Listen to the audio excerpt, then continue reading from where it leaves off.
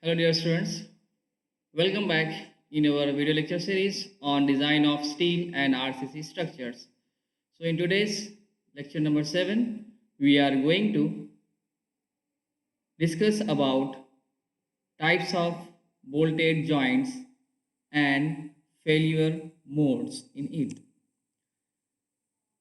So in this today's session, we are going to cover types of bolted joints. We'll continue the previous part which we were on bolted joints. After that, we will start discussion on modes of failure of bolted connections. So first of all, let's have a revision on the topics which we have covered in previous session. So in previous lecture, we have discussed about advantages and drawbacks of high strength friction grip bolts over the riveted or welded connections. And we were discussing on types of bolted joints. So let's continue our discussion on the bolted joints. So tell me how the bolts are classified. Yes, you are right. Generally, bolts or bolted joints are classified based on force experienced by the bolts. How many types of there of such type of bolts based on force experience? Yes, again you're right. Now based on force experienced by bolt, bolted joints are classified as shear connections, tension connections and combined shear and tension connections. So we have just started discussion with shear connections in previous lecture. So these shear connections are now further subdivided as lap joints and butt joints. And these butt joints are further can be classified as based on covering plates used in the joint as single cover butt joint and double cover butt joint. Now let's have detailed discussion about these friction connections or shear connections, that is lap joints and butt joints. Now in this slide we will discuss in detail about lap joints and butt joints. Now can you define what is mean by lap joint और lap joint हम किसे कहेंगे, आप बता सकते हैं इसके बारे में?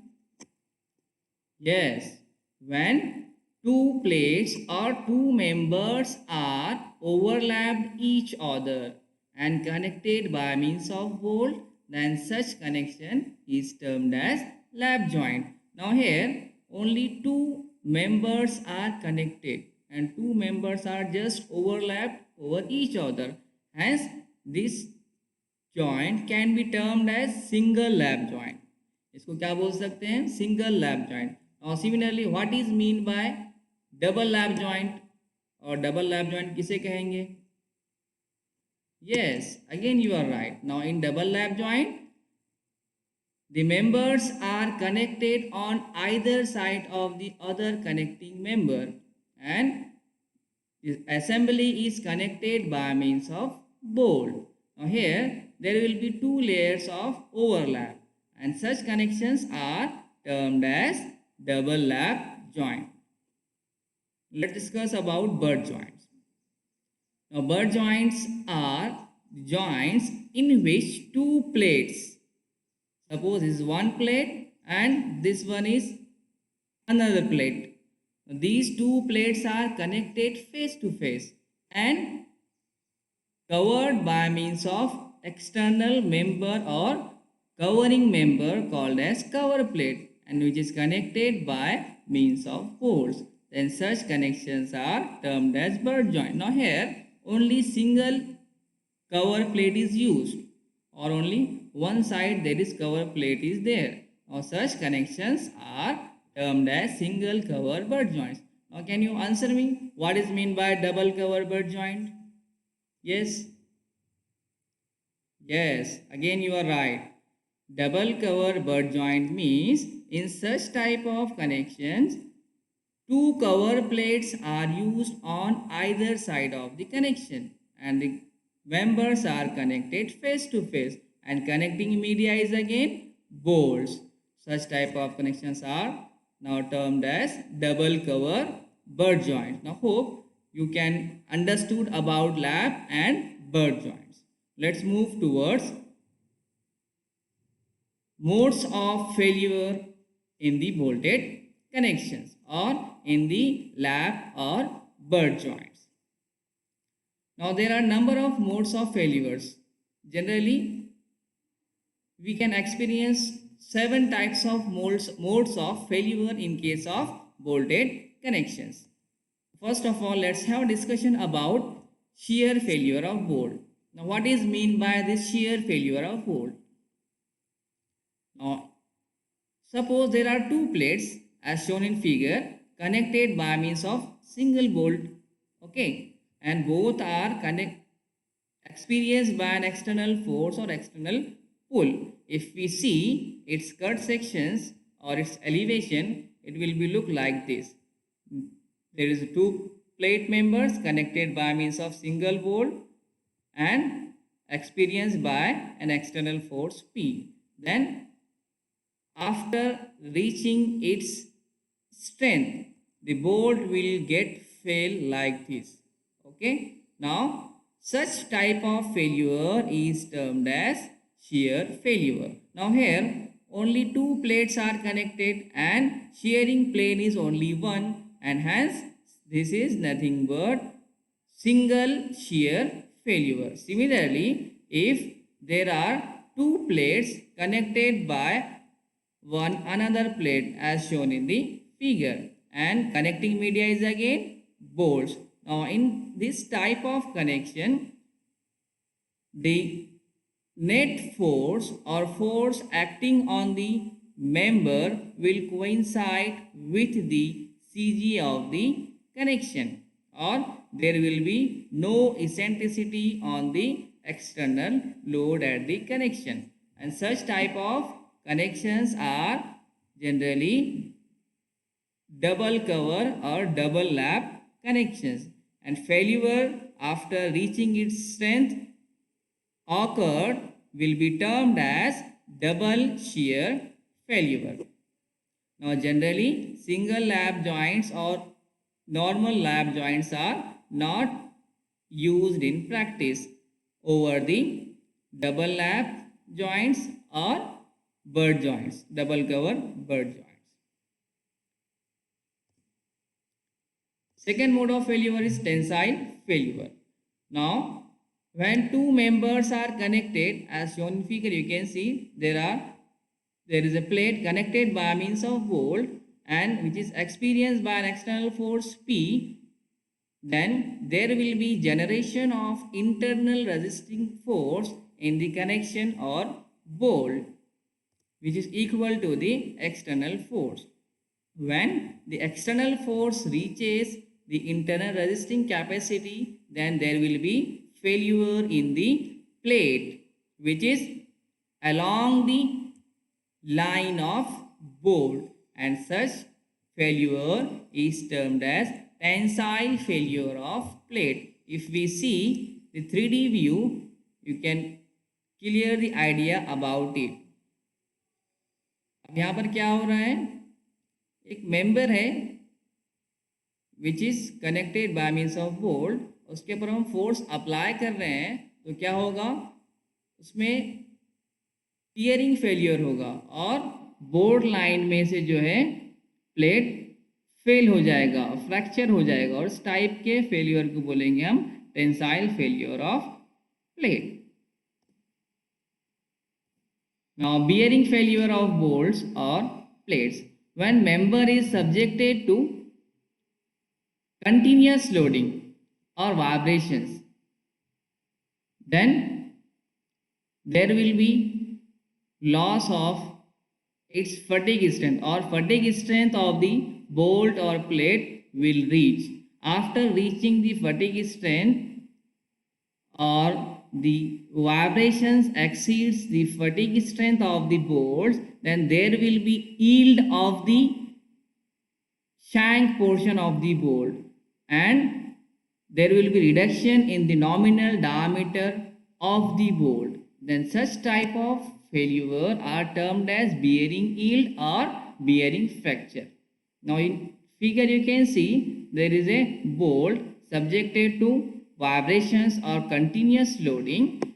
After the action of this continuous loading and vibrations, there will be yielding in the shank portion of the bolt along the length of the bolt. That is nothing but your bearing yield. And if we see the cross section, there will be reduction in the actual diameter or nominal diameter of the shank portion of the bolt, and which is nothing but your bearing fracture. Similarly, if you observe the connecting member or plates, there will be yielding of the plate also, and after getting yield it will get fail or experienced by some fractures. And such fractures are bearing fractures or bearing failure of plate. Hope you understood this bearing failure of bolt and plate. Let's see a 3D view. Now in this you can see along the periphery of the bolt hole there will be dark portion on the member, or there will be wrinkles on the plate. These are nothing but the bearing of the plate.